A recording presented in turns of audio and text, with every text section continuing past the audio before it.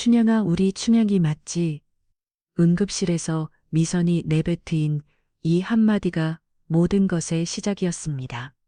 심장마비로 죽어가던 남편을 살린 젊은 의사 그에게서 30년 전 잃어버린 아들의 모든 흔적을 발견한 순간이었죠. 의사는 당황한 표정으로 이 낯선 여인을 바라볼 뿐이었습니다. 하지만 이것은 단지 시작일 뿐이었고 이들을 묶은 30년 전의 비밀은 상상을 초월하는 것이었습니다. 지금 사연 시작합니다. 새벽 3시 정각 미선은 또다시 그 악몽에서 깨어났습니다. 이마에 맺힌 식은 땀을 손등으로 훔치며 거친 숨을 몰아쉬었죠. 꿈은 늘 똑같았습니다. 1994년 5월 25일 그날의 놀이터가 선명하게 되살아나는 꿈이었어요. 5살 준영이가 미끄럼틀 위에서 환하게 웃다가 갑자기 안개 속으로 사라지는 장면. 아무리 소리쳐도 아무리 뛰어가도 닿지 않는 작은 손. 미선은 침대 옆 탁자에 노인물 한 잔을 떨리는 손으로 집어들었습니다. 옆에서 고르게 숨쉬는 남편, 성우를 깨우지 않으려 조심스럽게 일어났어. 발끝으로 살며 시걸어 서재로 향했습니다. 서재 벽에 걸린 가족 사진이 희미한 달빛에 비쳤습니다. 성우와 지우, 그리고 자신, 겉보기엔 완벽한 가족이었지만 미선의 가슴 한 구석엔 늘 채워지지 않는 빈자리가 있었죠. 금고 다이얼을 돌리는 손끝이 미세하게 떨렸습니다. 055, 준영이를 잃은 그날의 날짜. 금고 안에는 두꺼운 파일 하나가 들어 있었어요.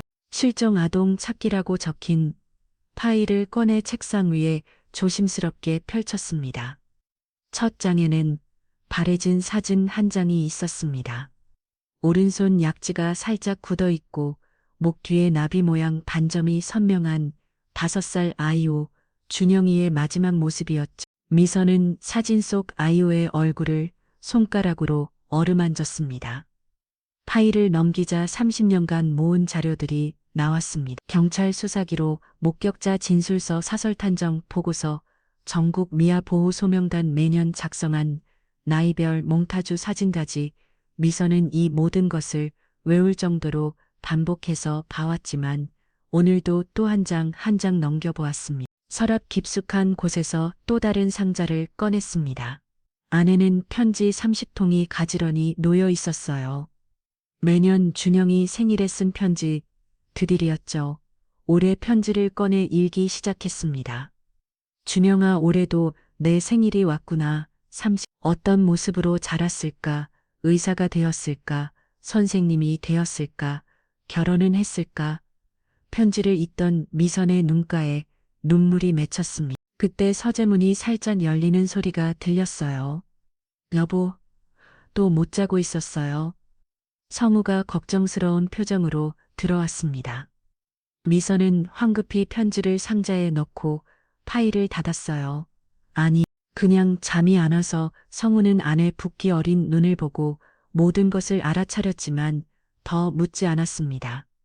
대신 미선의 어깨를 부드럽게 감쌌어요. 내일 병원 예약한 거 기억하죠? 심장 스텐트 시술 날이에요. 알아. 하지만 회사 창립 30주년 기념식이 코앞인데 그 다음 주로 미루면 안 될까요? 의사가 더 이상 미루면 안 된다고 했잖아요. 약도 꾸준히 먹어야 하고. 성우는 말하며 품에서 약통을 꺼내 물과 함께 삼켰습니다. 미선은 그런 남편을 보며 또 다른 걱정이 밀려왔어. 준영이를 잊고 이제 성우마저 잃는다면 걱정 마요. 간단한 시술이라고 했잖아요. 성우가 미선을 안심시려 웃어 보였지만 그의 얼굴 빛은 최근 들어 부쩍 창백해 보였습니다. 다음 날 오후 2시 미선은 강남의 한 카페에서 정희를 기다리고 있었습니다. 성우는 결국 시술을 다음 주로 미뤘고 회사로 출근했죠. 미선의 마음 한편엔 불안감이 자리 잡고 있었지만 매달 마지막 주 금요일에 정희를 만나는 이 약속만은 지키고 싶었습니다. 카페 문이 열리고 정희가 들어왔습니다. 검은색 정장의 서류 가방을 든 모습이 여전히 프로페셔널해 보였어요. 하지만 미선을 보자마자 얼굴에 따뜻한 미소가 번졌습니다. 미선아, 안색이 안 좋네. 그리고 그 꿈꽃이 정희는 미선의 손을 꼭 잡으며 자리에 앉았습니다. 30년 전부터 미선의 고통을 함께 나눠온 유일한 친구였죠. 어제도 꼈어. 점점 더 선명해지는 것 같아. 미선이 커피 잔을 만지작거리며 말했습니다. 점 그만해서 태블릿을 꺼냈어. 이거 봐, 새로 나온 인공지능 프로그램이야. 어린 시절 사진으로 현재 모습을 예측하는 거래. 화면에는 준영이의 5살 사진을 입력한 결과가 떠올랐습니다. 35살이 된 준영이의 예상 모습, 미선의 숨이 멎는 듯했어요. 오른쪽 눈가에 작은 점 살짝 굽은 약지까지 그대로 반영된 얼굴이 화면에 있었습니다. 이런 얼굴로 어디선가 살고 있겠지. 미선의 목소리가 떨렸습니다. 그때 카페 창밖으로 흰 가운을 입은 젊은 의사들이 무리지어 지나갔어요. 미선은 무의식적으로 그들을 하나하나 살펴보았습니다. 혹시나 하는 마음에 정희가 미선의 시선을 따라가다가 부드럽게 말했습니다. 기적은 포기하지 않는 사람에게 찾아온데 내가 변호사 일하면서 봤어. 15년 만에 가족 찾은 사람도 있고 20년 만에 재회한 경우도 있었어. 근데 정희야, 나 요즘 무서운 생각이 들어. 만약 준영이가 이제 와서 나타나면 날 원망하지 않을까? 왜 못 찾았냐고, 왜 날 버렸냐고. 미선의 눈가에 눈물이 맺혔습니다. 정희는 미선의 손을 더 꽉 잡았어요. 전 생각하지 마. 준영이도 분명 엄마를 찾고 있을 거야. 그리고 내가 얼마나 찾아다녔는지, 얼마나 그리워했는지 알게 될 거야. 정희는 잠시 망설이다가 조심스럽게 꺼냈습니다. 참, 강태민 소식 들었어. 지방 요양원에 있는데 알코올성 치매가 말길에 거의 의식이 없다고. 미선의 표정이 복잡해졌습니다. 준영이를 이렇게 만든 원흉이면서도 한때는 사랑했던 사람, 그에 대한 감정은 여전히 정리되지 않았죠. 그 사람이 그날 술만 안 마셨어도 이미 지난 일이야. 원망해도 돌아오지 않아. 두 사람은 잠시 침묵했습니다. 그때 정희의 휴대전이 울렸어요. 잠깐만. 일 전화. 정희가 전화를 받으러 자리를 비웠습니다. 미선은 다시 창밖을 바라보았어요. 어린 남자아이가 엄마 손을 잡고 지나가고 있었습니다. 아이가 고개를 돌려 카페 안을 보는 순간 미선의 심장이 콩 내려앉았어요. 준영이와 비슷한 눈매였습니다. 미선은 무의식적으로 자리에서 일어났다가 다시 주저앉았습니다. 아니었어요. 그저 비슷할 뿐이었죠. 이런 일이 30년 동안 수없이 반복되었습니다. 정희가 돌아왔습니다. 미안, 급한 사건이 있어서. 아, 맞다. 다음 주에 실종아동 가정 모임 있는 거 알지? 같이 갈래? 응, 갈게. 거기 가면 마음이 좀 편해져. 미선이 작게 미소 지었습니다. 같은 아픔을 가진 사람들과 함께 있으면 적어도 혼자가 아니라는 위안을 받을 수 있었으니까. 일주일이 지난 월요일 아침, 성호는 회사 대회의실에서 창립 30주년 기념식 준비 회의를 주재하고 있었습니다. 하지만 가슴 한편에서 느껴지는 묵직한 압박감 때문에 집중하기 어려웠죠. 주머니 속 약통을 만지작거리며 회의를 이어갔습니다. 사장님, 괜찮으세요? 안색이 안 좋아 보이시는데. 비서가 걱정스럽게 물었습니다. 성우는 억지로 미소를 지으며 손을 저었어요. 괜찮아요. 계속 진행합시다. 이번 주 토요일이 행사인데 준비가 완벽해야 해요. 그때 성우의 휴대폰이 울렸습니다. 병원에서 온 문자였죠. 스텐트 시술 예약 확인 문자. 성우는 잠시 망설이다가 다시 한 주 연기한다고 답장을 보냈습니다. 30년간 일궈온 회화의 중요한 날을 놓칠 수는 없었으니까요. 한편 미소는 집에서 지우와 마주 앉아 있었습니다. 지우의 표정이 평소와 달리 어두워 보였어요. 엄마, 민재가 요즘 너무 이상해요. 자꾸 우리 집 재산이 얼마나 고묻고 아빠 회사 지분이 어떻게 되냐고. 지우가 한숨을 쉬며 말했습니다. 미소는 딸의 손을 잡았어요. 그 집안이 원래 돈에 관심이 많다고 하던 민재 어머니도 병원 재단 이 사람에서 네 맞아요. 그런데 예전에 안 그랬는데 약혼하고 나서 갑자기 소유욕도 심해지고 제 일정을 다 체크하려고 해요. 미소는 딸의 모습에서 30년 전 자신을 보는 것 같았습니다. 강태민도 처음엔 다정했지만 결혼 후 서서히 본색을 드러냈었죠. 지우야, 결혼은 신중해야 해. 한번 잘못 선택하면 미선이 마이 끝을 흐렸습니다. 그때 현관문이 열리는 소리가 들렸어요. 성우가 평소보다 일찍 퇴근한 것이었습니다. 얼굴이 창백해 보였죠. 여보, 왜 이렇게 일찍 왔어요? 좀 피곤해서 잠깐 쉬려고. 성우는 소파에 털썩 주저앉으며 가슴을 살짝 문질렀습니다. 미선이 물을 가져다 주며 걱정스럽게 바라봤어요. 병원 예약도 미뤘죠. 성우가 고개를 끄덕였습니다. 미선의 표정이 굳어졌어요. 여보, 이러다가 큰일 나. 의사가 더 이상 미루면 안 된다고 했잖아요. 알아, 기념식만 끝나면 바로 갈게. 그날 저녁 미선은 실종아동 센터로 봉사활동을 갔습니다. 매주 화요일마다 가는 곳이었죠. 센터에는 자녀를 잃은 부모들이 모여 서로를 위로하고 있었습니다. 오늘 좋은 소식이 있어요.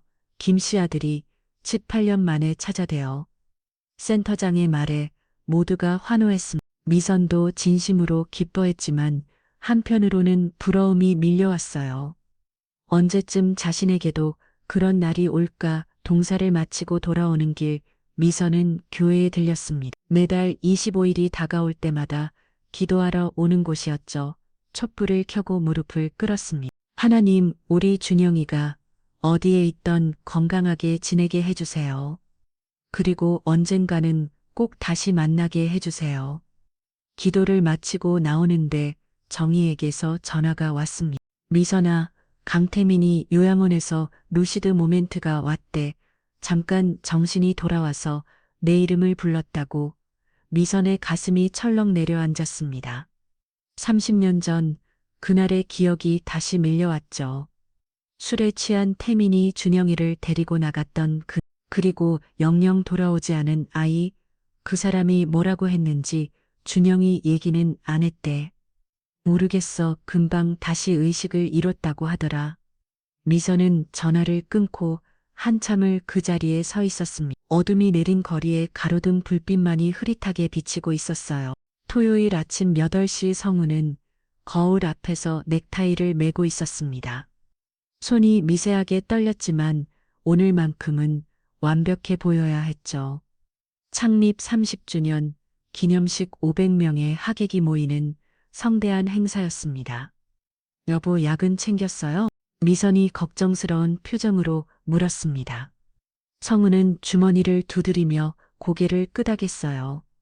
하지만 진짜 중요한 신반약은 깜빡하고 침대 협탁자에 두고 온 것을 모르고 있었습니다.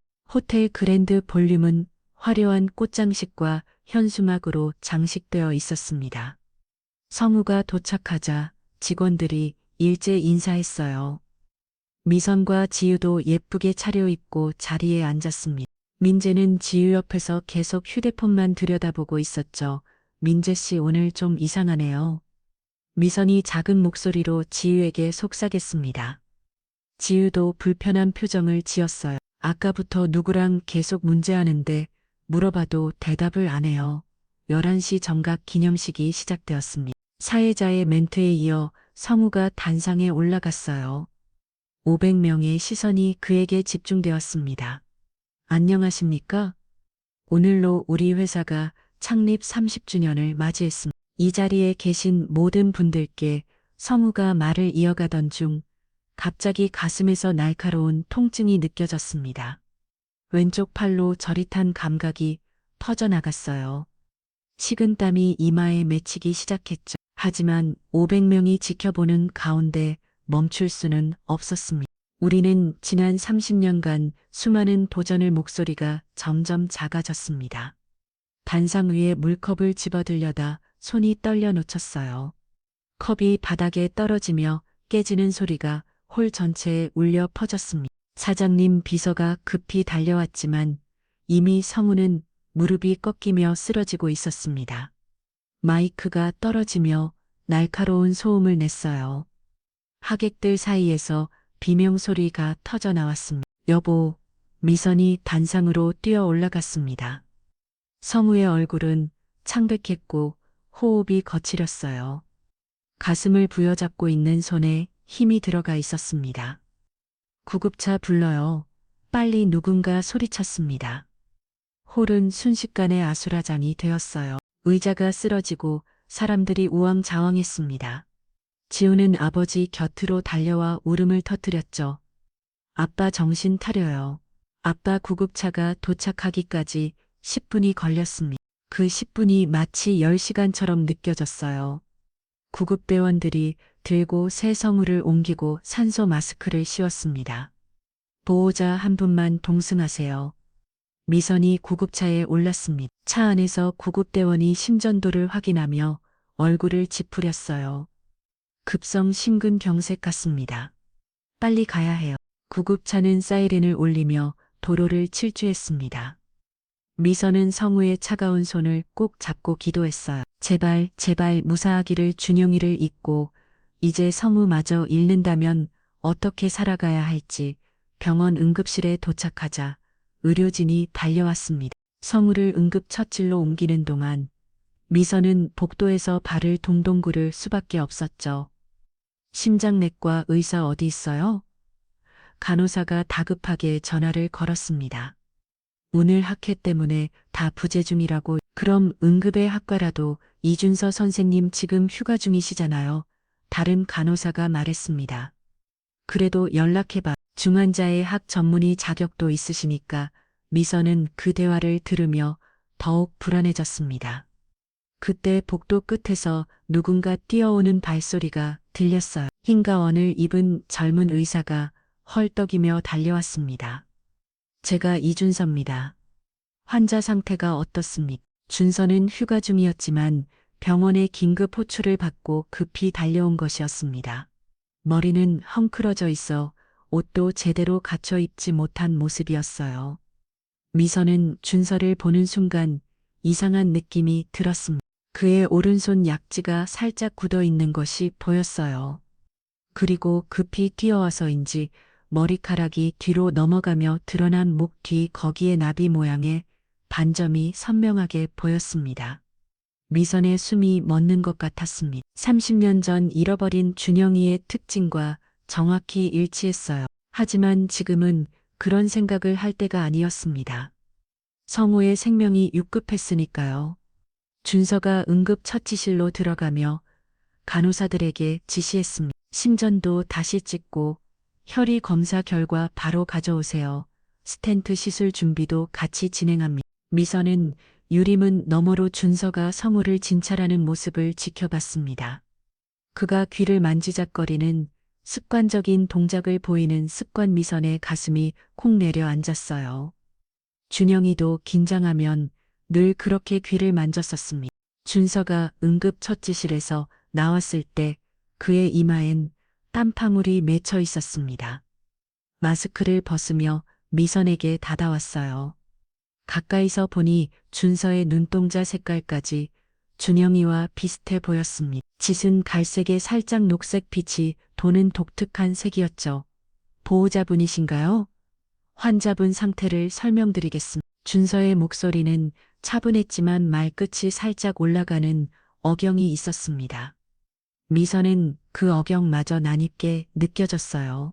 자신도 그런 말투를 가지고 있었으니까요. 급성 심근경색이 다행히 골든 타입 안에 도착하셨고 지금 응급 스텐트 시술을 준비하고 있어요. 중환자실로 옮기면서 진행할 예정입니다. 미선은 준서의 설명을 들으면서도 계속 그의 얼굴을 살펴봤습니다. 코끝에 있는 작은 점 왼쪽 눈썹 끝이 살짝 올라간 모양까지 모든 게 준영이를 닮아 있었어요. 어머니 괜찮으세요? 준서가 멍하니 자신을 바라보는 미선을 보며 걱정스럽게 물었습니다. 미선은 화들짝 놀라며 정신을 찾았어요. 네, 죄송해요. 너무 놀라서 그때 지우와 민재가 급히 달려왔습니다. 지우는 울면서 아버지를 찾았고 민재는 여전히 무표정한 얼굴로 휴대폰을 들여다보고 있었죠. 아빠는요? 아빠 괜찮아요? 지우가 준서에게 매달렸습니다. 준서는 지우를 진정시키며 설명을 반복했어요. 지금 시술 준비 중입니다. 제가 직접 들어가서 처치할 테니 걱정하지 마세요. 민재가 갑자기 끼어들었습니다. 선생님이 심장내과 전문이세요? 응급의 학과라고 들었는데 그의 목소리엔 의심이 가득했습니다. 준서는 잠시 민재를 바라보다가 대답했어. 중환자 의학 세부 전문의 자격도 있습니다. 심장 응급 상황은 충분히 다를 수 있어요. 민재가 뭔가 더 묻으려 하자 미선이 막았습니다. 지금 그런 게 중요해. 우리 남편 살려주신다는데 중환자실로 가는 복도를 걸으며 미선은 계속 준서를 관찰했습니다.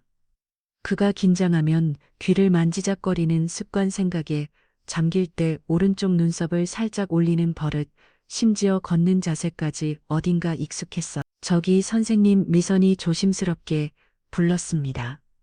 준서가 돌아봤어요. 혹시 선생님 고향이 어디세요? 갑작스러운 질문에 준서가 당황한 표정을 지었습니다. 저는 사실 잘 모릅니다. 보육원에서 자랐거든요.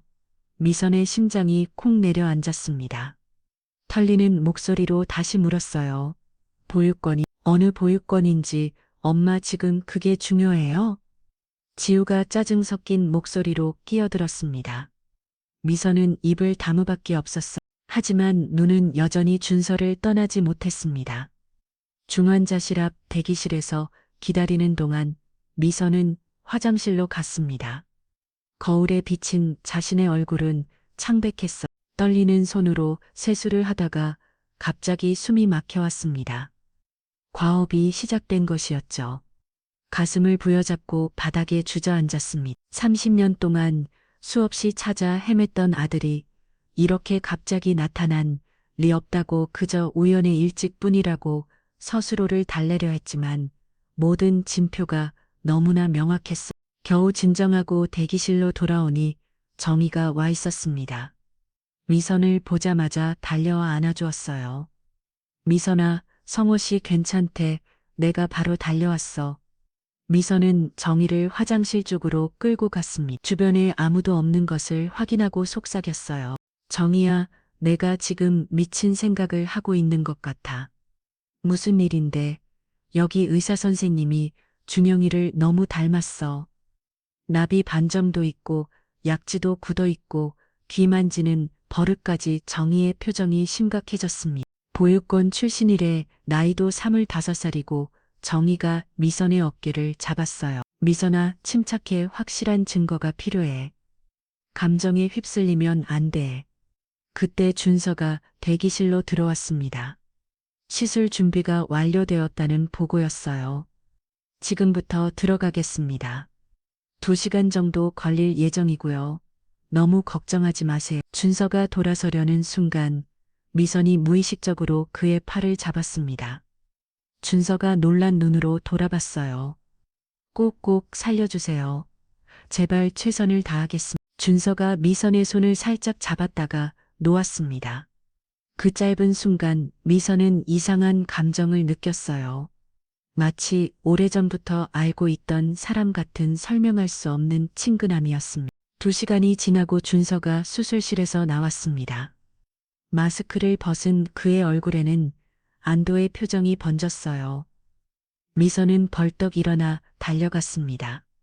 시술은 성공적이었습니다. 막힌 혈관에 스텐트를 삽입했고 혈류가 정상적으로 회복되었어. 이제 중환자실에서 경과를 지켜봐야 합니다.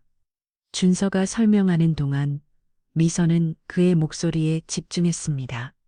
피곤해서인지 목소리가 살짝 갈라졌는데 그 톤마저 어린 준영이가 감기 걸렸을 때와 비슷했어요. 선생님 정말 감사합니다. 덕분에 남편이 살았어요. 미선이 깊이 인사했습니다. 지우도 눈물을 닦으며 고마워했죠. 제 일을 한 것뿐입니다. 환자분은 1시간 후에 뵐 수 있을 거예요. 준서가 돌아서려는데 미선이 급히 불렀습니다. 저 선생님 정말 고마워서 그런데 커피라도 한 잔 대접하고 싶은데요. 보호자분도 많이 놀라셨을 텐데 제발요. 은인에게 커피 한 잔도 못 사드리면 제 마음이 편치될 것 같아요. 준서는 잠시 망설이다가 시계를 봤습니다. 그럼 10분 정도만요. 곧 회진이 있어서 병원 1층 카페테리아로 내려가는 길 미선은 준서 옆을 걸으며 계속 관찰했습니다. 걸을 때 왼발을 살짝 끌듯이 걷는 버릇까지 준영이와 똑같았어요. 어릴 때 자전거 타다 다친으로 생긴 버릇이었.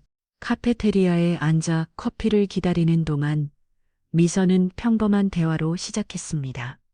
선생님은 언제부터 의사가 되고 싶으셨어요? 어릴 때부터요. 제가 어렸을 때 도움을 많이 받아서 저도 누군가를 돕고 싶었거든요. 준서의 대답에 미선은 조심스럽게 다음 질문을 이어갔습니다. 가족분들이 자랑스러워 하시겠어요? 준서의 표정이 살짝 어두워졌습니다. 저는 가족이 없어요. 혼자 자랐거든요. 미선의 가슴이 쿵 내려앉았습니다. 최대한 자연스럽게 반응하려 했었어요. 와, 죄송해요. 제가 실례를 괜찮아요.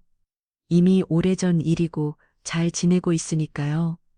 준서가 커피를 마시다가 갑자기 무언가 생각난 듯 말했습니다. 이상한 건 가끔 꿈에서 누군가 제 이름을 부르는 소리가 들려요. 놀이터 같은 곳에서 노란색 미끄럼틀이 있는 미선의 손이 떨리기 시작했습니다. 커피 잔을 꽉 잡고 물었어요. 그 꿈 자주 꾸세요? 네, 어렸을 때부터요. 의사 선생님한테 물어봤는데 무의식의 기억일 수도 있다고 그 순간 민재가 갑자기 나타났습니다. 화장실 간다더니 계속 지켜보고 있었던 것이죠.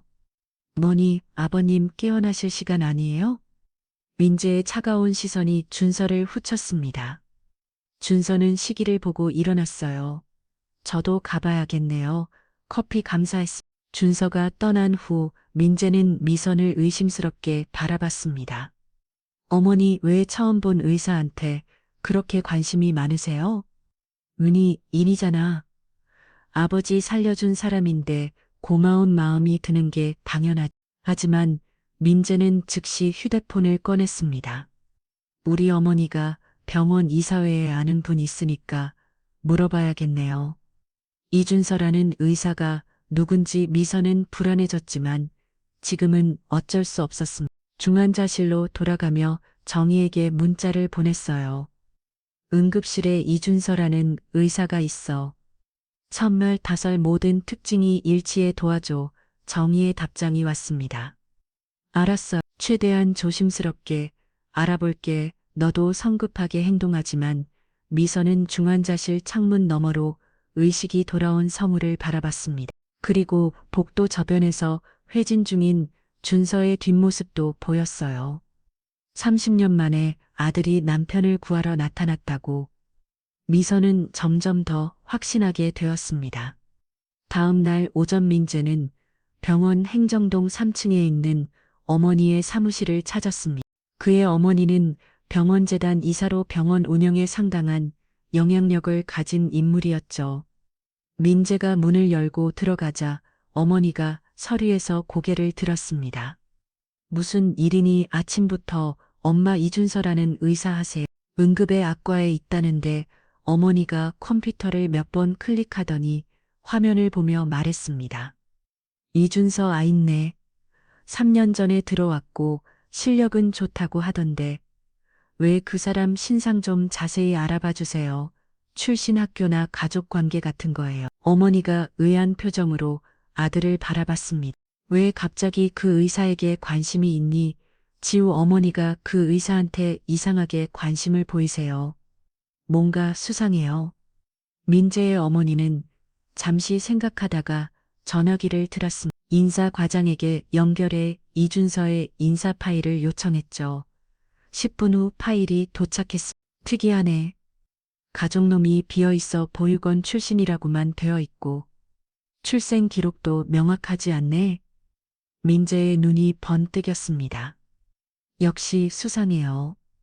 신분이 불분명한 사람이 어떻게 의사가 됐죠? 실력으로 장학금 받아서 의대 다녔대. 성적은 최상위권이었고 그때 민재의 휴대폰이 울렸습니다. 지우였어요. 민재야 어디야?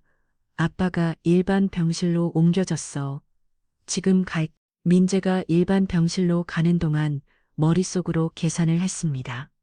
만약 이준서가 정말 미선의 잃어버린 아들이라면 면속구도가 완전히 바뀔 수 있었어요. 지우의 재산이 반으로 줄어들 수도 있는 일이었죠. 병실에 도착하니 성우가 침대에 앉아 있었습니다. 얼굴색이 많이 좋아져 있었어요. 미선과 지우가 옆에서 간호하고 있었죠. 아버님, 몸은 좀 어떠세요? 민재가 예상 물었습니다. 성우가 약하게 미소 지었어요. 덕분에 많이 좋아졌어. 이준서 선생님이 실력이 좋더구나.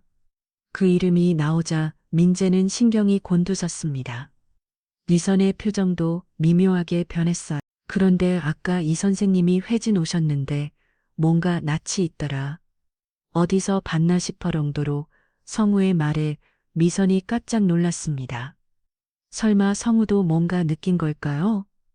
여보, 처음 보는 사람인데 무슨 소리? 그러게 이상하네. 분명 처음인데. 그때 문이 열리고 준서가 들어왔습니다.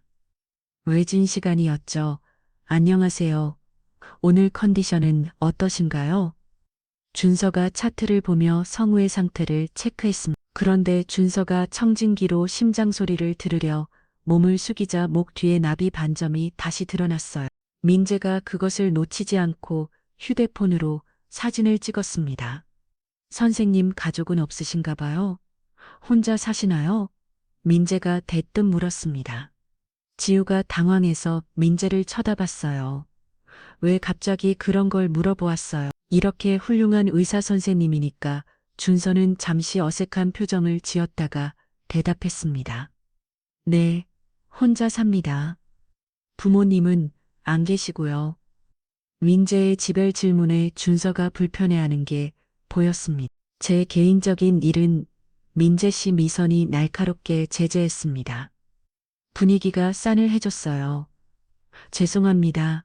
그냥 친근감이 들어서 민재가 능청스럽게 사과했지만 그의 눈빛은 여전히 의심으로 가득했습니다. 준서가 나간 후 지우가 민재에게 화를 냈습니다. 너 왜 그래? 왜 자꾸 이상한 질문을 해? 이상한 게 아니라 당연한 거야. 내 엄마가 처음 본 의사한테 너무 관심이 많잖아. 은인이니까 그렇지. 두 사람이 원성을 높이자 성우가 중재했습니다. 그만해 병실에서 싸우지 마라. 그날 저녁 미선은 정희를 만나기 위해 병원을 나섰습니다. 정희가 중요한 정보를 찾았다고 했기 때문이었죠. 그런데 미선이 나가는 것을 본 민재가 몰래 뒤를 따라 했습니다. 미선과 정희가 만난 곳은 병원 근처 조용한 찻집이었습니다. 민재는 옆 테이블에 앉아 신문을 읽는 척하며 두 사람의 대화를 엿들었어요. 미선아, 1994년 5월 25일 실종신고 기록을 찾았어. 그리고 그 근처에 있던 보육원 명담도 정희가 서리를 꺼내며 말했습니다. 민재의 귀가 쫑긋 세워졌어요. 실종신고라니, 그럼 정말로 미선에게 잃어버린 아이가 있었다는 말인가요? 그날 실종된 아이가 5살 남자아이였어. 이름은 한줄령. 그리고 이게 중요한데 정희가 목소리를 낮췄습니다. 그 인근에 성우 보육원이라는 곳이 있었는데 1994년 6월에 신원 미상의 5살 남자아이가 입소했지. 시기가 너무 일치해 미선의 눈빛이 반짝였습니다. 떨리는 손으로 서리를 받아들었어요. 그 보육원 아직도 있어. 있어. 내일 가볼 거야. 민재는 충격에 빠졌습니다. 지우 어머니에게 30년 전 잃어버린 아들이 있었다니. 그리고 그 아들이 혹시 이준서라는 의사의 가능성을 의심하고 있다는 것도 이제 확실해졌죠. 민재는 조용히 자리에서 일어나 밖으로 나갔습니다. 그리고 즉시 사설 탐정에게 전화를 걸었어요. 이준서라는 의사를 철저히 조사해 주세요. 어린 시절 기록부터 모든 것을 돈은 얼마든지 드릴게. 한편 병실에서는 지우가 아버지 옆에 앉아 있었습니다. 성우가 딸의 손을 잡으며 말했어요. 지우야, 민내와 잘 지내고 있니? 지우는 잠시 망설이다가 한숨을 쉬었습니다. 사실 요즘 민재가 너무 이상해요. 예전엔 안 그랬는데 약혼하고 나서 집착이 심해졌어요. 제가 누구 만나는지 뭐 하는지 다 확인하려고 해요. 그리고 우리 집 재산 얘기도 자주 하고. 성우의 표정이 굳어졌습니다. 그 집 빈이 병원 재단 쪽이라며 돈이 없어서 그러는 건 아닐 텐데. 그러니까 오늘도 이준설 선생님한테 이상한 질문하고 창피했어요. 그때 준서가 약한 회진을 위해 들어왔습니다. 늦은 시간이라 복도는 조용했죠. 죄송해요. 깨우셨나요? 아니에요. 앉았어요. 성우가 준서를 유심히 바라봤습니다. 그러다가 갑자기 물었어요. 선생님, 혹시 1994년쯤에 이 근처 살지 않으셨나요? 준서가 놀란 표정을 지었습니다. 저는 그때 너무 어려서 5살이었으니까 기억이 거의 없어요. 5살. 성우가 중얼거렸습니다. 그때 뭔가 기억 속에서 번뜩이는 게 있었지만 명확하게 떠오르지는 않았어요. 다음 날 아침 9시 미선과 정희는 경기도 외곽에 있는 성모 보육원 앞에 서 있었습니다. 30년 전과 달리 건물은 새로 지어져 있었지만 정문역 오래된 은행나무만은 그대로였어요. 미선은 떨리는 손으로 초인중을 눌렀습니다. 누구세요? 인터폰에서 나이든 여성의 목소리가 들렸습니다. 저희는 1994년에 여기 입소했던 아이를 찾고 있어요. 원장님 뵐 수 있을까요? 잠시 후 문이 열렸습니다. 20대 중반으로 보이는 원장이 나와 두 사람을 맞이했어요.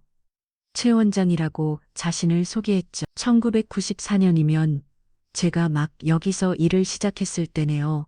어떤 아이를 찾으시는지요? 미선이 준영이의 사진을 꺼내줬습니다. 최 원장은 사진을 한참 들여다봤어요. 이 아이 혹시 오른손 약지가 살짝 굳어 있지 않았나요? 미선의 눈이 커졌습니다. 맞아요. 기억하세요? 최 원장이 고개를 끄덕이며 안으로 안내했습니다. 오래된 사무실로 들어가자 먼지 쌓인 캐비닛이 보였어요.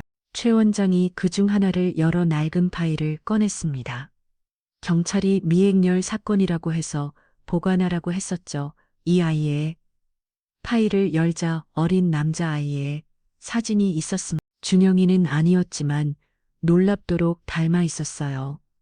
그리고 입소 날짜가 1994년 6월 3일로 기록되어 있었습니다. 이름은 뭐라고 했나요? 처음엔 이름을 말하지 않았어요.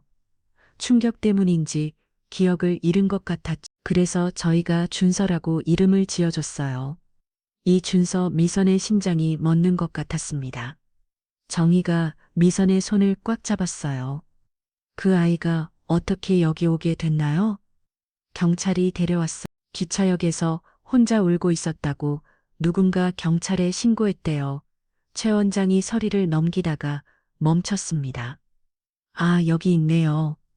신고자 이름이 박성호 씨라고 되어 있네요. 미선은 그 이름을 듣는 순간 머리가 하얗게 변했습니다. 성우 자신의 남편, 성우가 30년 전 준영이를 발견한 사람이었다니. 이 아이의 물건도 있어요. 최 원장이 낡은 상자를 꺼냈습니다. 안에는 작은 운동화와 찢어진 셔츠가 들어 있었어요. 미선은 떨리는 손으로 셔츠를 들어 올렸습니다. 옷깃 단쪽에 힘이 아기에 수놓아진 글자가 보였어요. JY 준영이의 이니셜이었습니다. 이거 제가 수놓은 거예요. 오미선이 흔을 끼기 시작했습니다. 30년 만에 찾은 아들의 흔적이었어요. 그 아이가 지금 어디 있는지 아세요? 정희가 대신 물었습니다. 최 원장이 고개를 저었어요. 18살 때던데 독립했어요. 의대의 장학생으로 들어갔다고 들었는데 그 후론 연락이 끊겼죠. 미선과 정희는 서로를 바라봤습니다. 숨 후 모든 퍼즐 조각이 맞아 떨어지고 있었어요. 한편 병원에서는 민재가 고용한 사설 탐정이 보고서를 가져왔습니다. 민재는 병원 주차장에 세워둔 차 안에서 그를 만났어요. 이준서에 대해 알아봤습니다. 성모 보육원 출신이 맞고 18살에 의대 입학했네요. 그런데 이상한 게 있습니다. 뭔데요? 이 사람 입양 기록이나 친부모 찾기 시도가 전혀 없어요. 보통 이런 경우 한 번쯤은 시도하는데 민재는 보고서를 읽으며 미소를 지었습니다. 이제 확실했어요. 이준서가 미선의 잃어버린 아들이라는 것이, 그리고 이것을 어떻게 이용할지 계획을 세우기 시작했죠. 병실로 돌아온 민재는 지우에게 다가갔습니다. 지우야, 너희 엄마 예전에 결혼한 적 있다고 들었는데. 맞아. 지우가 의아한 표정으로 대답했습니다. 맞아. 근데 왜 그때 아이도 있었어? 그런 얘기는 들은 적 없는데 왜 갑자기 그런 걸 물어봐? 민재는 능청스럽게 웃으며 어깨를 으스켰습니다. 그냥 궁금해서 장모님에 대해 더 알고 싶어서 그래. 하지만 그의 머릿속에는 이미 다른 계획이 자리 잡고 있었어. 만약 이준서가 정말 상속권을 주장한다면 그 전에 먼저 손을 써야 했습니다. 그날 저녁 준서가 약간 당직 중 휴게실에서 쉬고 있을 때였습니다. 문득 어린 시절 꿈이 떠올랐어요. 노란 미끄럼틀, 그리고 자신을 부르는 여자의 목소리. 왜 요즘 들어 그 꿈이 자주 떠오르는 걸까요? 준서는 깊은 생각에 잠겼습니다. 그때 휴게실 문이 열리고 동료 의사가 들어왔습니다. 준서야, 아직 안 잤어? 잠이 안 와서. 너 요즘 좀 이상해 보여. 무슨 고민 있어? 준서는 잠시 망설이다가 입을 열었습니다. 요즘 이상하게 어릴 때 기억이 자꾸 떠올라 선명하지는 않은데 뭔가 그리운 느낌이랄까? 동료가 커피를 타며 말했어요. 가족 찾아보는 건 요즘은 DNA 검사도 있고 방법이 많잖아. 생각해봤는데 이제 와서 찾아서 뭐 하나 싶기도 하고. 날 버린 사람들인데. 준서의 목소리에는 오래된 상처가 묻어났습니다. 미선은 보육원에서 돌아오는 차 안에서 계속 울고 있었습니다. 정희가 운전하며 위로했어요. 미선아, 이제 찾았잖아. DNA 검사만 하면 확실해질 거야. 근데 어떻게 검사를 갑자기 가서 검사하자고 하면 이상하게 생각할 거야. 방법을 찾아보자. 분명 자연스럽게 접근할 방법이 있을 거야. 집에 도착한 미선은 성우가 발견자였다는 사실을 어떻게 받아들여야 할지 혼란스러웠습니다. 운명의 장난인지 신의 뜻인지 30년 전 자신의 아들을 구한 사람과 결혼해서 살고 있었다니. 다음 날 아침 미선은 병원으로 향했습니다. 성우의 퇴원 날이었. 병실에 들어간 이성우가 옷을 갈아입고 있었어요. 여보, 몸은 괜찮아? 응, 많이 좋아졌어. 이준서 선생님 덕분이야. 그 이름을 들을 때마다 미선의 가슴이 뛰었습니다. 그때 준서가 퇴원 차트를 들고 들어왔어요. 퇴원 축하드립니다. 약은 꼭 시간 맞춰 드시고 일주일 후에 외래로 오세요. 선생님, 정말 감사합니다. 생명의 은인이세요. 성우가 준서의 손을 꼭 잡으며 말했습니다. 그 순간 미선은 30년의 시간이 한 점으로 모이는 것을 느꼈어요. 성우는 2번이나 준서를, 아니 준영이를 구한 것이었습니다. 선생님 집에 한번 오세요. 제대로 감사 인사를 드리고 싶어요. 성우의 제안에 준서가 손을 잡았습니다. 아니에요. 제 일을 한 것뿐인데요. 그래도 식사라도 한번 같이 해요. 우리 집사람이 요리를 잘하거든. 미선이 남편의 말에 놀라면서도 기대감이 생겼습니다. 자연스럽게 준서를 더 관찰할 기회가 생긴 것이죠. 그때 민재가 끼어들었습니다. 선생님도 바쁘실 텐데 부담드리지 마시다. 그의 목소리에는 경계심이 가득했어요. 지우가 민재를 지려봤습니다. 왜 자꾸 막아? 아빠가 은인한테 감사 인사하고 싶다는데. 둘 사이에 또 신경전이 벌어지려는 순간 준서가 조심스럽게 말했습니다. 시간 되면 연락드릴게요. 준서가 나간 후 민재는 휴대폰으로 누군가와 통화를 시작했습니다. 병실 밖 복도로 나가며 목소리를 낮췄죠. 네, 맞습니다. DNA 샘플 채취할 방법을 찾아야 해. 머리카락이 된 모든 일주일이 지난 화요일 오후 미선은 정희와 함께 공인 DNA 검사 기관 앞에 서 있었습니다. 손에는 보복권에서 가져온 준영이의 옷이 담긴 봉투가 들려 있었어요. 30년이 지났지만 여전히 DNA를 추출할 수 있다고 했습니다. 이것만 있으면 안 돼요. 비교할 샘플이 필요해요. 검사원이 설명했습니다. 미선은 가방에서 작은 지퍼백을 꺼냈어요. 그 안에는 머리카락 몇 가닥이 들어 있었죠. 어제 준서가 성호의 외래 진료를 할 때 의자에서 좋은 것이었습니다. 일주일 후에 결과 나옵니다. 법적 효력이 있는 검사라 시간이 좀 걸려요. 미선은 고개를 끄덕였습니다. 일주일 그 시간이 1년처럼 느껴질 것 같았어요. 검사 기관을 나온 미선과 정희는 근처 카페에 들렀습니다. 미선의 손은 여전히 떨리고 있었어요. 이제 곧 알게 되겠네. 진짜 준영이가 맞는지 정희가 미선의 손을 잡으며 말했습니다. 근데 미선아, 만약 정말 준영이가 맞다면 어떻게 할 거야? 갑자기 나타나서 엄마라고 하면 미선도 그게 걱정이었습니다. 준서가 자신을 받아들일까? 30년간 홀로 자란 아이가 갑자기 나타난 엄마를 용서할 수 있을까요? 한편 병원에서는 민재가 이상한 행동을 하고 있었습니다. 준서의 당직실 문 앞에서 서성거리다가 청소 직원이 문을 열고 들어가자 따라 들어갔어요. 뭐 찾으시는 거 있으세요? 청소 직원이 물었습니다. 민재가 능청스럽게 웃었어. 아, 이준서 선생님께 전할 게 있어서요. 메모 좀 남기려고. 청소 직원이 나가지야 민재는 재빨리 준서의 책상을 뒤집히 시작했습니다. 빛이 있었어요. 머리카락 몇 가닥이 걸려 있었죠. 민재는 그것을 조심스럽게 봉투에 담았습니다. 그때 문이 열렸습니다. 준서가 들어온 것이었어요. 민재 씨, 어기서 뭐 하시는 거죠? 준서의 얼굴에 당황과 불쾌감이 스쳤습니다. 민재는 태연하게 거짓말을 했어요.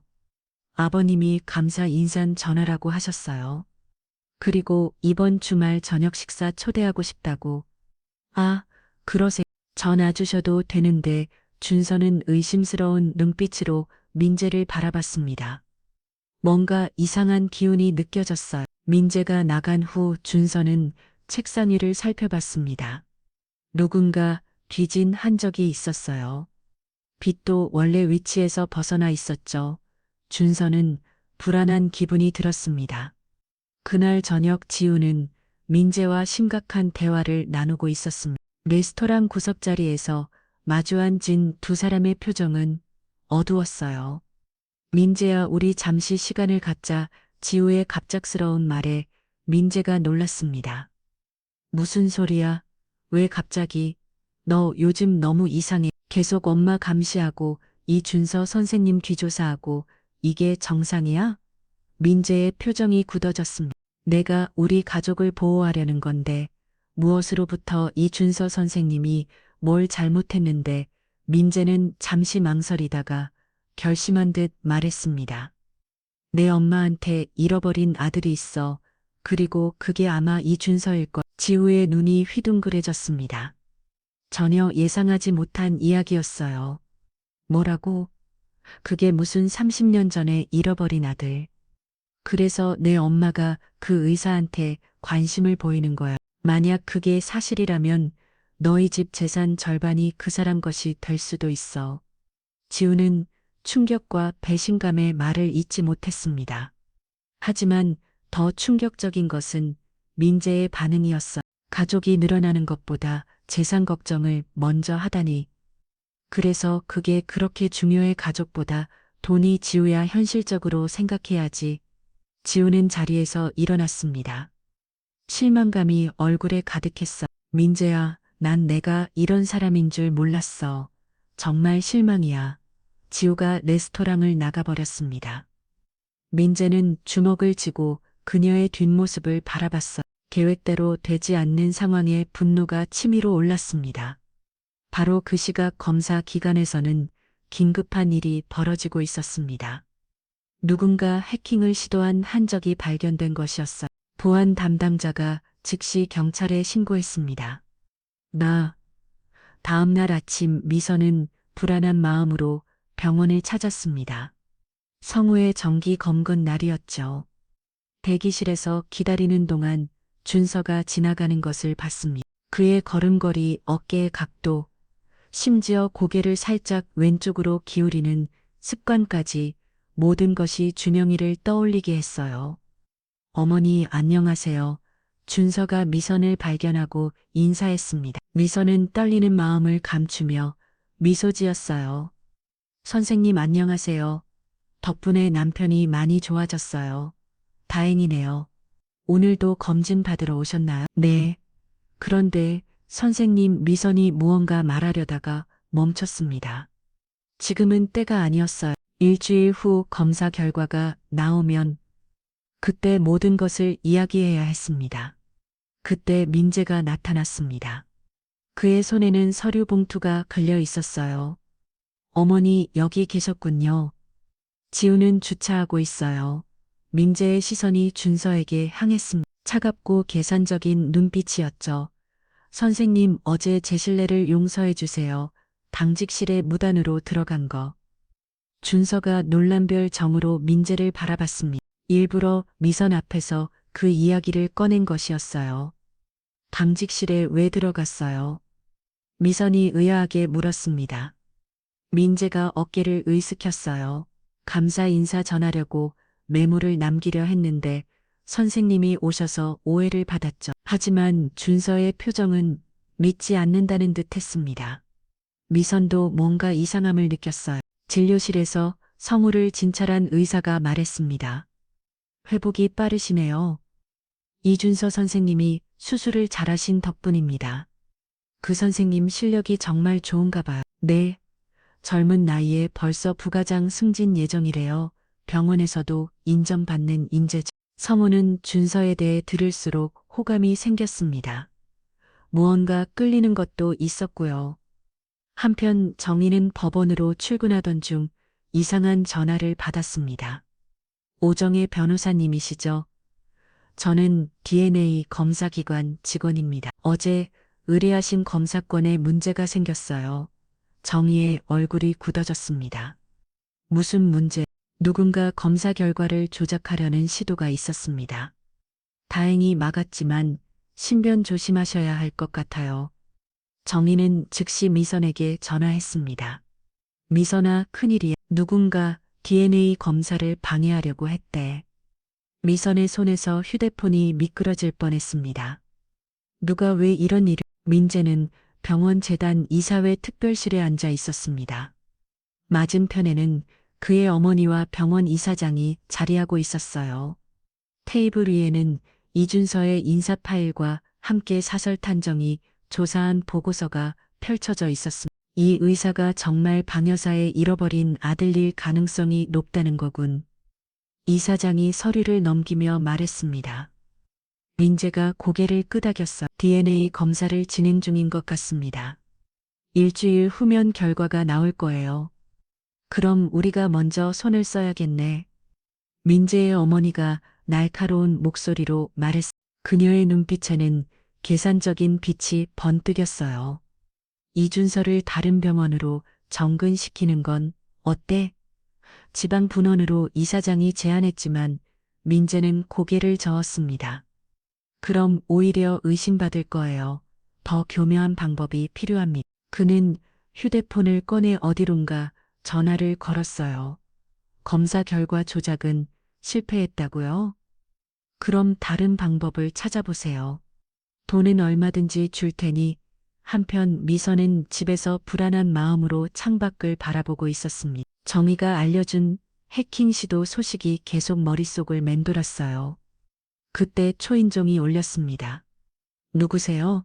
택배입니다. 미선이 문을 열자 택배 기사로 위장한 낯선 남자가 서 있었습니다.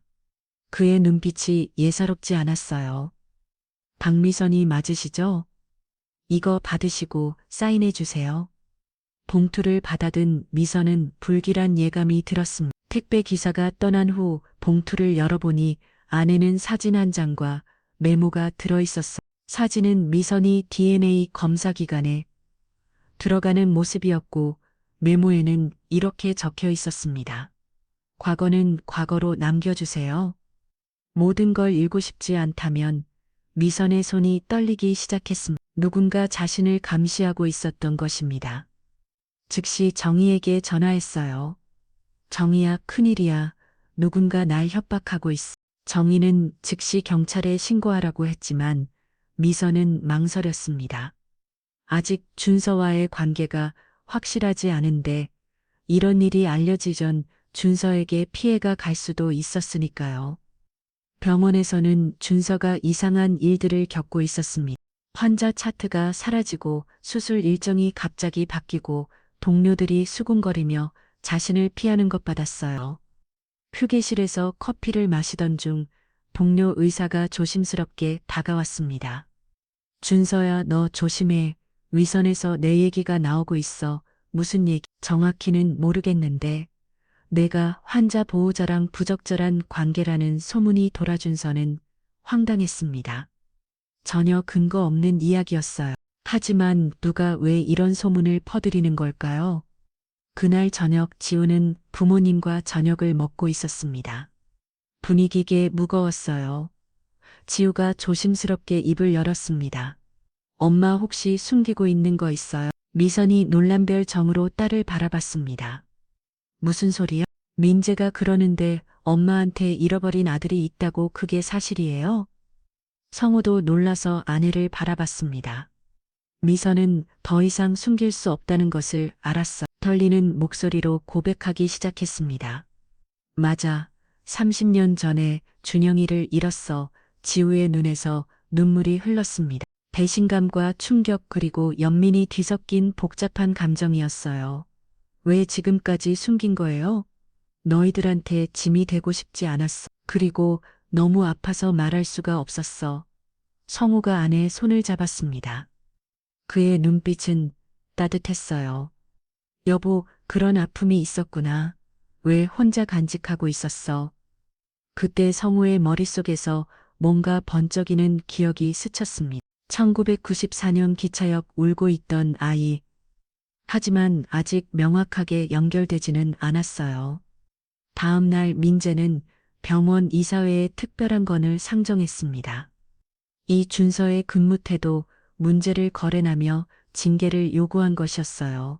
근거는 희박했지만 민재 어머니의 영향력으로 안건이 받아들여졌습니다. 준서는 인사위원회에 불려갔습니다. 전혀 예상하지 못한 일이었어요. 이 준서 선생님, 최근 환자 보호자와 부적절한 관계를 맺고 있다는 제보가 있었습니다. 인사가 장에 말해 준서는 오이가 없었습니다. 그게 무슨 말씀이신가요? 전혀 사실이 아닙니다. 하지만 여러 목격자가 있다고 하는데요. 준서는 함정에 빠진 것을 깨달았습니다. 누군가 조직적으로 자신을 공격하고 있었어요. 인사위원회가 끝난 후 준서는 복도에서 멍하니 서 있었습니다. 정직 일주일이라는 처분이 내려진 것이었어요. 근거도 없는 모함이었지만 병원 이사회의 압력 앞에서는 무력했습니다. 그때 미선이 급히 달려왔어요. 얼굴이 창백했습니다. 선생님 괜찮으세요? 제가 다 설명하겠습니다. 이건 오해해. 준서는 지친 표정으로 고개를 저었습니다. 괜찮습니다. 일주일 싫어하는 거니까요. 하지만 그의 눈빛은 깊은 상처가 보였어요. 평생 의사가 되기 위해 노력했는데 이런 부당한 대우를 받다니. 준서가 돌아서려는 순간 미선이 그의 팔을 잡았습니다. 잠깐만, 제가 꼭 들을 말씀이. 그때 갑자기 병원 전체에 비상벨이 울렸습니다. 응급 상황이었어요. 간호사가 뛰어오며 소리쳤습니다. 심정지 환자입니다. 중환자실 박성우 환자분이 미선의 얼굴에서 피기가 사라졌습니다. 성우가 다시 쓰러진 것이었어요. 미선과 고선은 동시에 중환자실로 뛰었습니다. 중환자실은 아수라장이었습니다. 의료진이 성우에게 심폐소생술을 하고 있었어요. 심전도 모니터는 평평한 선을 그리고 있었습니다. 지우가 복도에서 오열하고 있었고 민재는 차가운 표정으로 상황을 지켜보고 있었죠. 제가 들어가겠습니다. 준서가 외쳤지만 인사과장이 막아섰습니다. 이 준서 선생님은 정직 중이십니다. 의료 행위를 할 수 없어요. 환자가 죽어가는데 그게 중요합니까?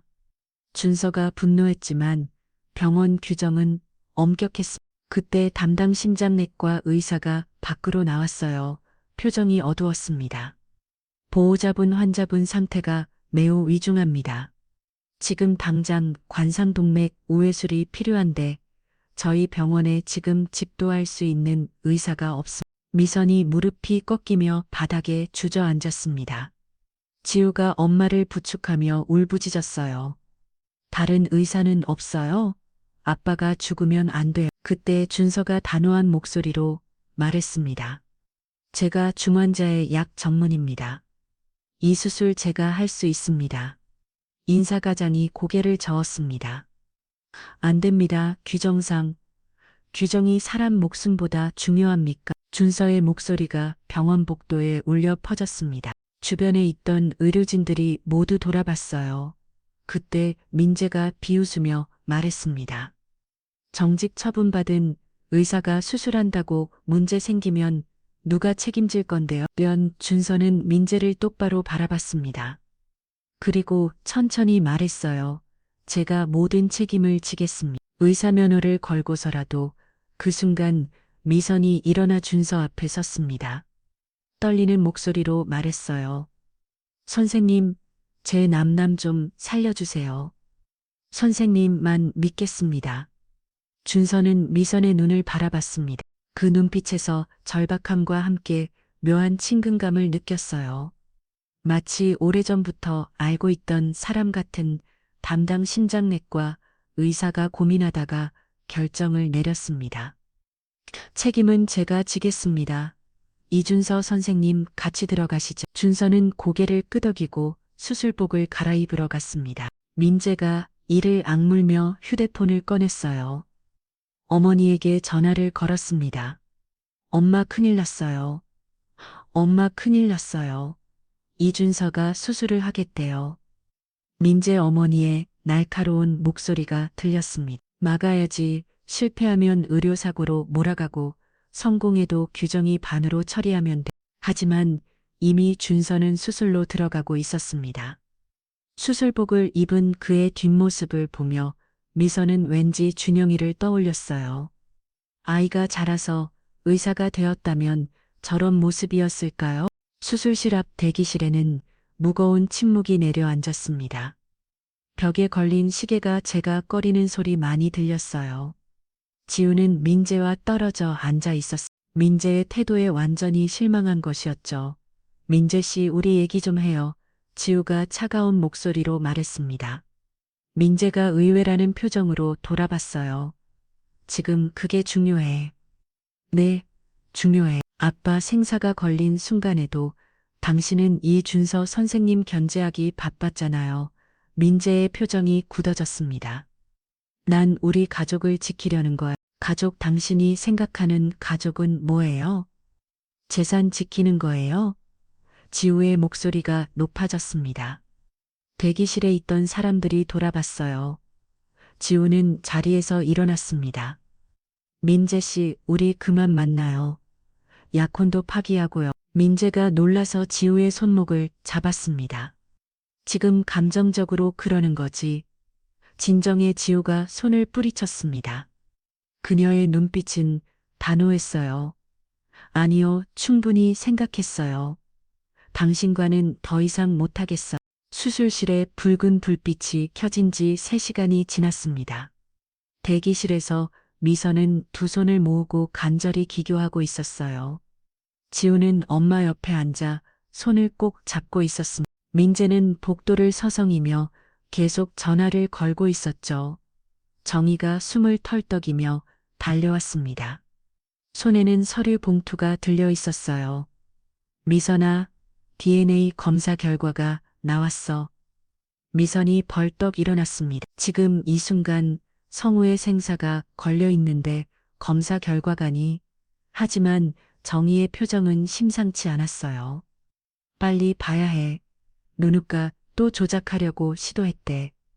검사 기관에서 원본을 직접 가져왔어. 미선은 떨리는 손으로 봉투를 받았습니다. 하지만 지금은 볼 수가 없었어요. 만약 준서가 정말 준영이라면 지금 수술실에서 아버지를 살리고 있는 것이 였으니까요.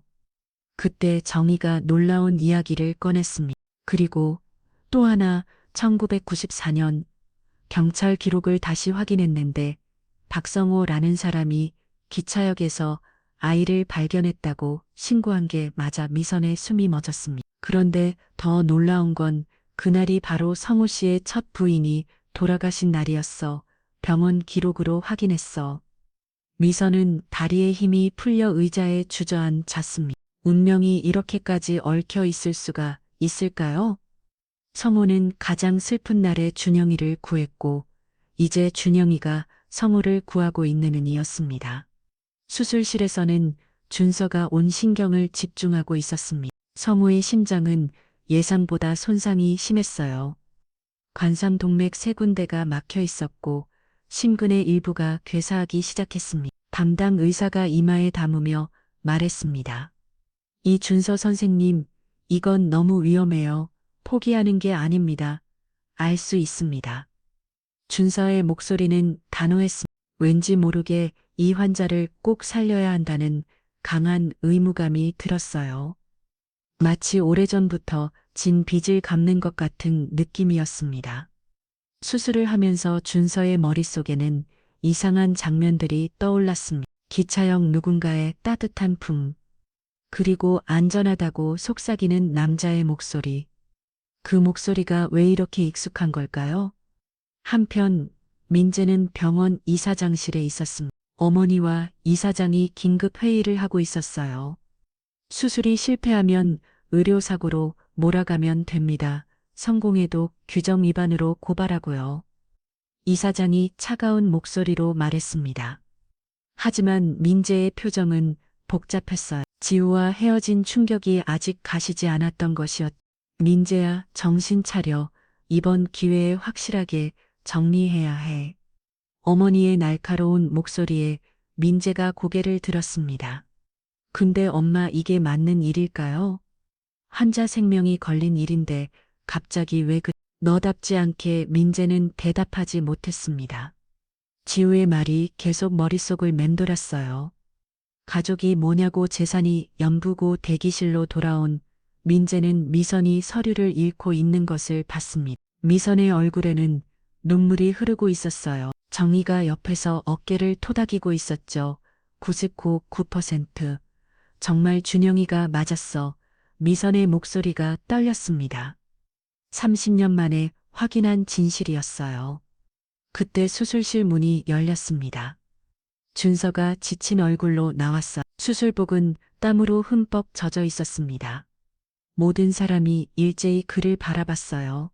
수술은 성공했습니다. 준서의 말에 미선이 그 자리에 주저앉았습니다. 안도와 감사, 그리고 벅찬 감동이 한꺼번에 밀려왔어요. 지우도 엄마를 안으며 울음을 터뜨렸습니다. 환자분은 곧 깨어나실 겁니다. 이제 위험한 고비는 넘겼어요. 준서가 설명하는 동안 미선은 그를 바라보며 결심했습니다. 이제 말해야 할 때가 왔어요. 하지만 그 순간 병원 보안 요원들이 나타났습니다. 이 준서 선생님, 같이 가셔야겠습니다. 인사 과장이 차가운 표정으로 말했습니다. 정직 중 무단 의료행위로 고발장이 접수됐습니다. 준서는 담담하게 고개를 끄덕였습니다. 이미 예상했던 일이었어요. 하지만 후회는 없었습니다. 생명을 구했으니까요.